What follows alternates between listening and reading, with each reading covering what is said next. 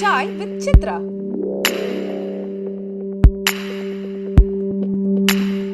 அப்போ அப்ரிஷியேட் பண்ணதில்ல. தான் ஒரு ரைட்டரை கொண்டு வந்து விட்டுருக்கோம். அவர் மார்க்கெட்டில் உள்ள டைரக்டர் பெரிய ஸ்டாரை வச்சு இயக்கிட்டு வந்திருக்காரு. சூப்பர் ஸ்டாரை வச்சு, விஜய் சாரை வச்சு. நம்ம ரைட்டர் பாவம் அணில் மாதிரி ஒளிஞ்சிக்கிட்டு இருக்காரு. அப்படி அவருக்கும் ஒரு சந்தர்ப்பம் கொடுக்கணும். கொண்டு வந்து சேர்க்கறது பெருசு இல்லை, அதை கடைசி வரைக்கும் அவருடைய டேலண்ட்டை பார்க்கணுன்னு எனக்கு டைம் கொடுத்தாரு பாருங்கள். பரவாயில்ல சார், குழப்பம்னு எனக்கு வெளியில் வந்து அழுதேன். இப்போ எனக்கு சூப்பர். அந்த லெவலுக்கு பிரபாகர் சார் என் மேலே அருமை, அபரீதமான நம்பிக்கை. அது பாருங்கள் சார், அந்த ஒரு வசனம் அந்த படத்தில் பட்டிக்கார் தம்பியில் ஒரு வில்லனுக்கு முதல்ல கிளாப்ஸ் வாங்கி கொடுத்துச்சு. இது எங்கே வந்து எதிரொலிச்சிச்சுனாக்கா, இதுதான் தேவாவும் நானும் சேர்றதுக்கு காரணமாக இருந்துச்சு. இப்போ இந்த வசனம், இந்த படத்தை பார்த்த என் ஸ்டாஃபுங்க எல்லாம் டிஷர்ட்டில் ஒவ்வொரு நாளும் படம் பார்த்துட்டு வந்துட்டு அங்கே வந்து பின்னால் உட்காந்து நாங்கள் அரட்டை அடிக்கிற ரூமில் அந்த படங்களை பற்றியெல்லாம் விமர்சிப்போம், பேசுவோம். இந்த படத்தை பார்த்துட்டு ஒருத்தர் வந்து என்னோடய கொலீக்ஸ் வந்து இந்த மாதிரி ஒரு வசனம் வில்லனுக்கு எழுதின ரொம்ப டாப்பாக இருந்துச்சுப்போ அப்படிங்கிறது. இது ஒரே ஒரு ஆளுக்கு மட்டும் தெரியும் நான் சினிமாவில் எழுதின்னு. அவர் பேர் சோமுன்னு பேர். தேவா சாருக்கு நல்லா தெரியும். அந்த சோமு என்னை பார்த்து ஒரு சிரிப்பு சிரிச்சான். இந்த சிரிப்பை கண்டுபிடிச்சிட்டாரு தேவான். ஆகா, இவன் தான் போல இருக்க அப்படி. எல்லோரும் போனதுக்கப்புறம் அதான் நீ படம் பண்ணுற அப்படின்னு. அவனை யாருக்கும் தெரியாதுன்னு. என்ன பேரில் அப்படி ராதா வரீங்கிறவர். அப்படியாப்பா, சரிப்பா, நல்லா பண்ணு. நம்ம பாட்டெல்லாம் கேட்டிருக்கியா அப்படின்னு. கேட்டனே அப்படின்னு. காக்காய்ச்சரன் இல்லையா பாட்டுக்கு, ராமராஜன் சார் பாட்டுக்கு மகாராஜன் உரிமை, மனசுக்கேற்ற மகாராஜா அப்படிங்கிற படத்துக்கு பண்ணியிருக்கேன். அதில் ஒரு சாங் இருக்குது, போட்டு காமிக்கிறேன் அப்படின்னு. அப்படி சார் உடனே வந்து ஒரு சாங்கை போட்டு காமிச்சார். அது மனசுக்குள்ளே அப்படி இருந்தது. இப்போ தேவாவை நானும் சினிமாக்காரன்னு புரிஞ்சுக்கிட்டது இந்த டைலாக் மூலமாக தான், பட்டிக்காடு தம்பி. அதுக்கப்புறம் வந்து ராமராஜன் சார்கிட்ட வந்து ஜூப்ளி ஆர்ட்ஸ்னு சொல்லிவிட்டு பெரிய இடத்து பிள்ளைன்னு சொல்லிவிட்டு Arjun sir hero, Kanaka heroine, Ramayanam படத்தில் சீதையா நடித்த Deepika one of the heroine, producer. ஆமாம், ப்ரொடியூசர். மணிவாசகம்னு டேரக்டர் இருந்தார்ல, அவர் one of the partner. Jubilee ஆர்ட்ஸ்னு ஆரம்பித்தாங்க. அதுக்கு வசனம் எழுத என்ன போட்டிருந்தாங்க. அதுக்கு வேற ஒருத்தர் எழுதிக்கிட்டு இருந்தார். அது சரியாகலைன்னு சொல்லிட்டு என்ன எழுத சொன்னாங்க. எனக்கு அப்போ டைம் இல்லை, டியூட்டிக்கு போயிட்டு வர்றதுக்கு இதுகளுக்கு டைம். ரெண்டாவது அவுட்டோருக்கெல்லாம் இங்கே வர சொல்கிறாங்க, முடியாது என்னால் அப்படிங்கிறதுனால நான் வேண்டான்னு சொல்லிவிட்டு ஒதுங்கின டைம். அப்போது இது எழுத சொன்னாங்க. இது எழுத சொல்லிக்கிட்டு இருக்கும்போது எழுதினேன். படம் நல்லா போய்கிட்டு இருந்துச்சு ஷூட்டிங்கு. திடீர்னு டேரக்டருக்கும் ப்ரொடியூசருக்கும் மனஸ்தாபம் ஏற்பட்டுச்சு. செந்திலான் சாருக்கும் பிரபாஸ் சாருக்கும், அன்பழகன் பிரபாஸ் சாருக்கும் மனஸ்தாபம் ஏற்பட்டுச்சு. அப்படி பெண்டிங்கில் போட்டாங்க அந்த படத்தை. அது ஒரு 20 நாள் ஷூட் பண்ணி பெரிய ஆர்டிஸ்ட்டுங்க எல்லாமே, அர்ஜுன் சார், தீபிகா, கனகா எல்லோரும் நடிச்சிருந்தாங்க. அப்புறம் ஆபவானன் சார் கூட அதெல்லாம் கொஞ்சம் டீல் பண்ணாங்க, காம்ப்ரமைஸ் பண்ணுறதுக்கு. வந்து சரியாக வரல. அந்த டைம் இன்ஸ்டியூட்டில் ஷூட்டிங் நடக்கும்போது அவரும் ஷூட் பண்ணிக்கிட்டு இருந்தார். அது சரியாக வரல. அப்புறம் அது அப்படி பெண்டிங்கில் ஆகிப்போச்சு. அப்புறம் யோகம் ராஜான்னு சார் ஆரம்பித்தாங்க, ராம்கி சாரை வச்சு. அதுக்கு கோடாரேஷன் பண்ணேன். அந்த வந்தவரே நல்ல வசனம்லாம் எழுதியிருந்தார். அதுவே நல்லா இருக்குன்னு சொல்லிட்டேன். டிஎஸ் கிருஷ்ணகுமார்னு சொல்லிட்டு. அவருக்கு ரொம்ப சந்தோஷம். என்ன சார், உங்கள் வசனம் கேட்டால் என் வசனத்தை நல்லா இருக்குன்னு சொல்கிறாரு. அவருக்கு ஒரு வேலை வேணும்னு வசனம் நல்லா இல்லைன்னு சொல்ல சார், உண்மையிலே கிரேட் மேன் சார் அப்படின்னு எனக்கு ஒரு சர்டிஃபிகேட்டை போட்டு போயிட்டேன். அவர் உண்மையாக தான் சார் பேசுவார், நல்லா இருக்குன்னா நல்லா இருக்கும் பாரு அப்படின்னு சொல்லி பிரபாகர் சார் சொன்னேன். அதுக்கப்புறம் சிராஜ் சாரை புக் பண்ணிட்டாங்க. என்ன பத்திரா சார் சூப்பர் ஹிட் ஆகிடுச்சு ராமராஜன் சார் படத்துக்கு. அப்போ சிராஜ் சாரை புக் பண்ணிட்டாங்க. சிராஜ் சார் நிறையா கதை ரெடி பண்ணி நிறையா ஆட்களை விட்டோம் ராமராஜன் சாருக்கு. அப்போ பயங்கர விஷயம், கர்நாடகரெலாம் ரிலீஸ் ஆகிட்டு போய் சொல்லிவிட்டு வரப்போக இருந்துக்கிட்டு இருக்காங்க. அது கதை சொல்லி முடியட்டும், அதுக்கப்புறம் நம்ம வசனம் மட்டும்தான் என்னால் எழுத முடியுங்கிற லெவலுக்கு நமக்கு டைம் இருக்குது அப்படிங்கிறதுல நான் முடிவாக தீர்க்கமாக இருந்தேன். அதனால் எந்த பாலிடிக்ஸுக்கும் எந்த சமாச்சாரத்துக்கும் இடம் கொடுத்துடக்கூடாது அப்படிங்கிறதுனால நான் ஒரு வசனகர்த்தா அப்படின்னு அங்கே உள்ள யூனிட்டிட்ட எந்த யூனிட் வந்தாலும் அங்கே நான் சொல்லிடுவேன். வேறு எதுக்கும் ட்ரை பண்ணுறோங்கிற மேட்ரு தெரியணுங்கிற அவசியம் இல்லையே, யாரும் கன்ஃபியூஸ் ஆகணுங்கிற அவசியம் இல்லை. தெளிவாக இருந்துக்குவான், நமக்கு தான் தூர்தர்ஷன் டைமாக இருக்குது அப்படிங்கிறதுனால அதில் நான் தெளிவாக இருந்தேன். அப்படி இருக்கும்போது திடீர்னு சிராசரை ஏன் ராதாபாரதி ஒரு கதை சொல்லட்டுமே அப்படின்னு சொன்னாங்க. நிறையா பேர்கிட்ட கதை கேட்டு கால்சி தள்ளி போய்கிட்டு இருக்கிறதுனால பிரபாஸ் சார், சரி நீங்களும் வந்து சொல்லுங்கள், எப்படியாவது பிடிக்கிற மாதிரி சொல்லுங்கள் சார், உங்கள் ஃப்ரெண்டு தானே ராமராஜனுக்கா? ராமராஜன் சாருக்கு, தங்கத்தின் தங்கம்னு அந்த படத்துக்கு பேர். ம். அதுக்கு என்னை கூட்டிகிட்டு போகிறாங்க. கூட்டிகிட்டு போகட்டி என்ன இத்தனை பேர் கதை சொல்லி ராமராஜன் சார் வேண்டான்னு சொல்லியிருக்காருனாக்கா, ஒன்று அவர் பிஸியாக இருக்கணும், வேறு யாருக்காவது கால் ஷீட்டு கொடுத்துட்டு இங்கே கொடுக்க முடியாமல் இருக்கணும். இல்லைனாக்கா உண்மையிலே அவருக்கு ஒரு கதை பிடிக்காம யூஸ்வல் அவர் பண்ணின கதைகள் மாதிரி பண்ணாத மாதிரி என்னத்தை சொல்கிறது அப்படின்னு காரில் போகிற வரைக்கும் திங்க் பண்ணிக்கிட்டே போனேன் சார். போய் கொண்டே விட்டுட்டாங்க. ராமராஜன் வந்து என்னை வந்து வாடா ராதா அப்படின்னு சொல்லிட்டு கேஷுவலாக என்னை நாங்கள் பழைய இதுக்கு ஃப்ரெண்ட்ஸ் நடுவில் எல்லாம் பார்த்து பேசியிருக்கீங்களா அவரை? நடுவில் நிறைய ஷூட்டிங்கில் எல்லாம் பார்த்துருக்கோம், பேசியிருக்கோம். வந்துட்டு வாப்பா உட்காருப்பா அப்படின்னு சொல்லிட்டு, சார் வாங்க சார் அப்படி சார் அப்படின்னு சொல்லிட்டு உட்காரு. சரி கதை சொல்லுங்க. இவர் என்ன பண்ணிட்டாரு, ராமராஜன் சார்கிட்ட வந்து ஒரு நல்ல கதையோடு தான் நான் வந்திருக்கேங்கிறத எஸ்டாப்ளிஷ் பண்ணுறதுக்காக சூப்பர் கதை வச்சுருக்காரு சார், பிரமாதமான கதை வச்சுருக்காரு சார், என்ன அசந்துருவீங்க கேட்டிங்கன்னா அப்படின்னு சொல்லிட்டு அவர் அசர்றதுக்கு தயாராகிட்டார். யார்? ராமராஜன். ஆமாம். அவர் யூஸ்வலாக விட்டுருந்தாருன்னா கூட சொல்லுங்கள் அப்படிங்கும்போது நம்ம இப்படி நிமிர வைக்கலாம். அவரை ஆல்ரெடி நிமிர்ந்து உட்காருங்க. இப்போ அவரை எந்திரிக்க இருக்கிற லெவலுக்கு நான் சொல்லணும், என்னடா பண்ணுறது அப்படின்னு சொல்லிட்டு பார்த்தேன். ஆகா, என்னால் எம்ஜிஆர் போட்டா இருந்துச்சு ராமராஜன் கதை சொல்கிற இடத்துல. தெய்வமே நீங்கள் தான் காப்பாற்றணும் அப்படின்னு மேலே எம்ஜிஆர் சாரை கும்பிட்டுட்டு சொன்னேன் பாருங்க சார். வந்து கிராமத்தில் சிலம்பு போட்டி நடந்துக்கிட்டு இருக்கும்போது எதிர் ஊருக்காரே ஜெயிச்சிட்டான். உங்கள் ஊருக்காரரு தோற்று போயிட்டார், வேறு எவன்டா இருக்கான் அந்த ஊரில் ஆம்பளைங்க என்னை ஜெயிக்கிறதுக்கு அப்படின்னு வெளியூர்காரன் ஜெயிச்சுட்டு வந்து கேட்குறாங்க, போடுங்கடா மாலையை அப்படிங்கிறாப்புல. அப்படின்னு வந்து அங்கேருந்து மாலையை எடுத்துக்கிட்டு வர்றாங்க சார். எதிர் ஊருக்காரனுக்கு அவன் பயங்கர எதிரி இந்த ஊருக்கு. மாலையை எடுத்துக்கிட்டு வர்றாங்க. எடுத்துக்கிட்டு வரும்போது பார்த்தீங்கன்னாக்கா ஒரு கால் மட்டும் காமிக்கிறாங்க சார். வந்துட்டு எனக்கு வந்து எம்ஜிஆர் மனசுக்குள்ளே வந்துட்டார். இவரை வந்து நிமிந்து உட்கார வைக்கணும்னாக்கா, இதை விட நிற்க வைக்கணும்னாக்கா நிமிந்து உட்கார்ந்தவரை எம்ஜிஆர் மேட்டரை எடுத்தோம்னாக்கா சரியாக வரும் அப்படின்னு மனசுக்குள்ளே இறங்கிட்டார் எம்ஜிஆர். எம்ஜிஆர் வந்துட்டு கால் மட்டும் காமிக்கணும் சார். கிட்டு கிட்டு கிட்டுன்னு ஓடியாரு. ஐஸ்பீடில் அப்படின்னு மியூசிக் போட்டு தெரிக்குது சார். பார்த்தா அப்படியே டில்டப் பண்ணோம்னாக்கா அது உரிமை குரலில் எம்ஜிஆர் கட்ட மாதிரி அந்த கரை வேஸ்ட்டு சார். அப்படியே மேலே டில்டப் பண்ணோம்னாக்கா ஒரு சிலம்பு கம்பு சார். சிலம்பு கம்போடு நீங்கள் இருக்கிறீங்க சார், ஓஞ்சிக்கிட்டு அதோடு உங்கள் ஃபேஸை காமிக்கணும் சார். மக்கள் நாயகன் ராமராஜன் வழங்கும் அப்படின்னு அங்கே டைட்டிலாக போட்டுறேன் சார். அந்த கம்பை எரியுறீங்க சார். இந்த மாலை கொண்டு போட போனோம் பாருங்கள் சார், வேட்டூர்காரன் ஜெயிச்சதுக்கு அப்படி போடணும். அதை சீவிக்கிட்டு போய் இந்த கம்பு அப்படி தூக்கி அடித்து மேலே மாலையை கொண்டு போயிடுது சார். கம்பு ஒரு பக்கம், மாலை ஒரு பக்கம், கம்பு ஒரு பக்கம், மாலை ஒரு பக்கம் போகிற மாதிரி காமிச்சு மாற்றி பேரலை கட் பண்ணுறோம். கட் பண்ணிவிட்டு காமிச்சோம்னாக்கா அந்த மாலை யார் மேலே வந்து விழுதுனாக்கா அப்படியே உங்கள் மேலே வந்து விழுது சார். அந்த கம்புக்கு கை நீட்டினீங்க, உங்கள் கையில் வந்துச்சு. யாரை பார்த்துடா கேட்டால் இந்த ஊரில் ஆம்பளை இல்லையாண்ணா வாடா அப்படின்னீங்க சார். டண்ட டக்கர டரட்ட டக்கர டண்ட டக்கர டரட்ட டக்கர ஒரு சாங் வருது. எங்க முத்து தங்க முத்து, எங்க முத்து தங்க முத்து, உங்கள் பேர் தங்க முத்து சார் அப்படின்னு சார். ராமராஜன் சார் அப்படி எந்திரிச்சிட்டாரு, உண்மையிலே எந்திரிச்சிட்டாரு. சூப்பர், உண்மையிலே எந்திரிச்சாரு. பிரபாஸ் சாருக்கு அதுக்கப்புறம் நான் வந்து சொல்ல போகிறேன், அப்படி கட் பண்ணணும் சார். கட்டெல்லாம் பண்ணி நிப்பாட்டு, இப்படியே ஃபாலோ பண்ணி அப்படியே வணக்கம் போடு, என்ன கொண்டு வா கொண்டு வா கொண்டு வா கொண்டு வா சார், விட்டாருங்க சார், பிடிச்சிக்க சார். பிரபாஸ் சார் ரெண்டு தூக்கி கொண்டே காரில் உட்கார வச்சுட்டார். பார்த்தீங்கன்னா அவ்வளோ சந்தோஷம், அவ்வளோ பிஸி. சூப்பர். அந்த மாதிரி அந்த கதையை சொல்லி ராமராஜன் சார்ட்ட ஓகே பண்ணான். அதுக்கப்புறம் சிராஜ் சார் கேட்குறாரு, ஏப்பா ராதாவாதி இப்போ டிஸ்கஷன் ரூமில் ஏசியில் உட்காந்துருக்கோம், எல்லோரும் ரிலாக்ஸா, ஏப்பா ராதாபாதி கம்பா போட்டார், மாலை விழுந்துச்சு, கையில் பிடிச்சாரு, சண்டை போடுறாங்க. அப்புறம் என்னப்பா சார் அதெல்லாம் நீங்கள் தான் சார் பண்ணணும். ராமராஜன் ஒத்துக்க வச்சாச்சு. ராமராஜன் சார்ட்ட கால் ஷீட் வாங்கியாச்சு, இனிமே தான் சார் கதை பண்ணணும் அப்படின்னு. ஆட ராமா அப்படிங்கிற லெவலுக்கு எல்லோரும் மூச்சு விட்டு அப்புறம் பண்ண அருமையான கதை அமைஞ்சிச்சு. அதுக்கப்புறம் தான் கதையே பண்ணேன் சார்.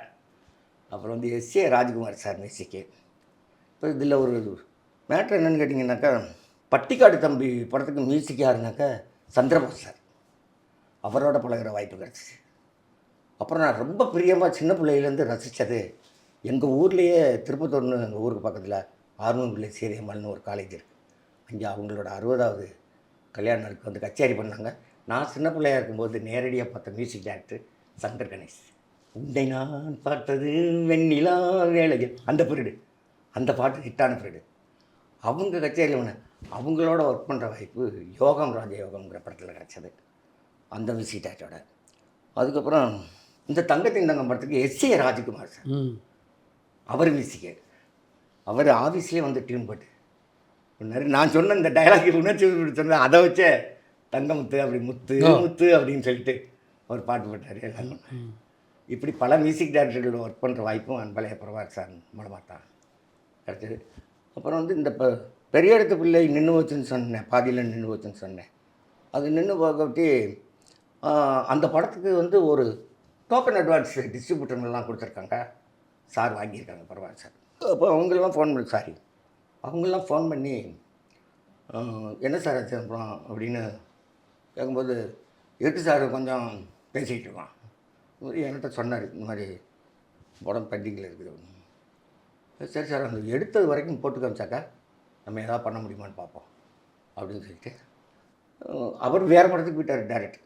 போட்டு பார்த்துட்டு அதுக்கு தகுந்த மாதிரி ஒரு மேட்ரு ஸ்கிரிப்டு. இதில் ஹைலைட்டாக என்ன மேட்ருனாக்கா, 2 மேட்ரு சார்ட்ட சொன்னேன் பிரபாகர் சார்ட்ட. ஒன்று வந்து கவுண்டமணி சார் எம்ஜிஆர் பற்றி வாழ்க்கை வரலாறு, புரட்சி தலைவரை பற்றி கதாகாலட்சியம் மாதிரி ஒரு மேட்ரு.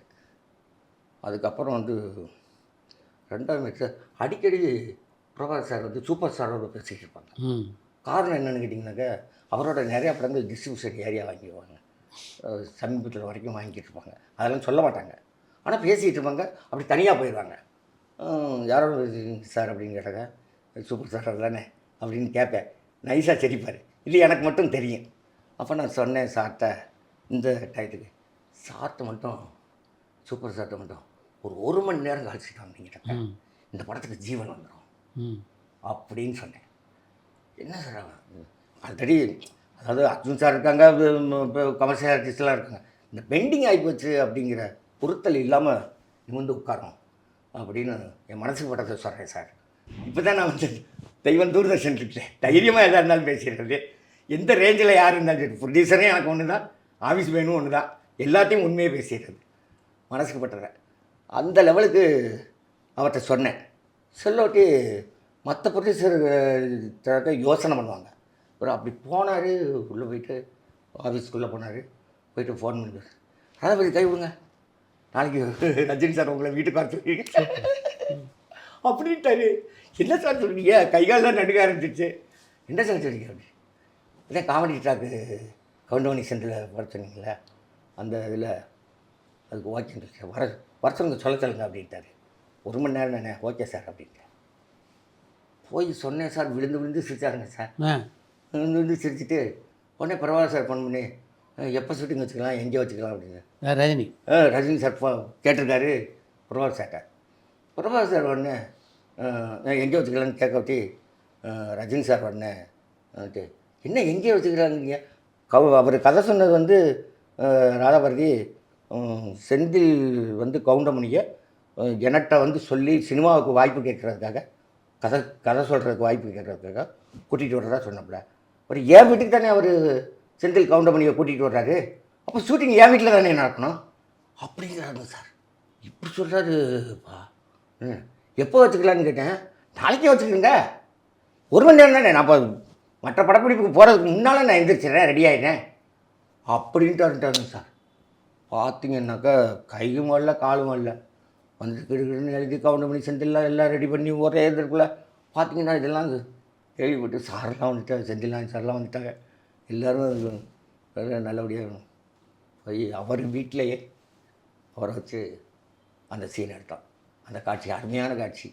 அவர் என்ன சிரிச்சார்னாக்கா, அதில் நான் சொன்ன விஷயங்கள் வந்து ராமாயணத்தையும் மகாபாரத்தையும் உல்ட்டா பண்ணி கவுண்டமணி ஒரு மேட்ரு சொல்லுவார்.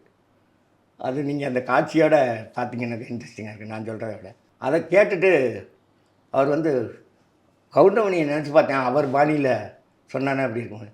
அந்த பாணியை ஒட்டி சொல்கிறீங்க, எனக்கு என்னால் வந்து சிரிப்பை கண்ட்ரோல் முடியல, அவரை நினச்சாலே எனக்கு சிரிப்பு வந்துடும் என்ன அப்படின்னு சொல்லிட்டு சொன்னாங்க. அந்த காட்சியும் கவுண்டமணி சார் புரட்சி தலைவரை பற்றி கதாகாலிச்சம் பண்ண காட்சியும், இந்த 2 காட்சியும் நாங்கள் பப்ளிசிட்டி பண்ணலை. சார் வந்து ரஜினி சாரை ஒரு துளி கூட காமிக்கலை, வந்து இந்த இது பண்ணியிருக்காங்க அப்படின்னு. அதை ஒட்ட தியேட்டருக்குள்ளே அர்ஜுன் படம், கனகா படம், தீபிகா படம் அப்படிங்கிற ரேஞ்சில் தான் மக்கள் வந்து வந்துக்கிட்டு இருக்காங்க. கவுண்டமணி செந்தில் படம் அப்படின்னு தான் வந்துக்கிட்டு இருக்காங்க. அவங்களுக்கு ஒரு இன்ப அதிர்ச்சி. எம்ஜிஆருடைய வாழ்க்கை வரலாறும் சூப்பர் ஸ்டார் ரஜினி சார் திடீர்னு தோன்ற வட்டி, திடீர்னு அவர் இந்த மேட்டரில் இறங்க வட்டி கவுண்டமணி சார் புரட்சி தலைவர் மேட்டில் ஜனங்களுக்கு சந்தோஷம் பண்ணல. 100 நாளைக்கு மேலே ஓடிச்சுங்க. பார்வட்டி டிஸ்ட்ரிபியூட்டருங்கெல்லாம் ஃபோன் பண்ணி விவரம் என்னன்னு கேட்டிருக்காங்க.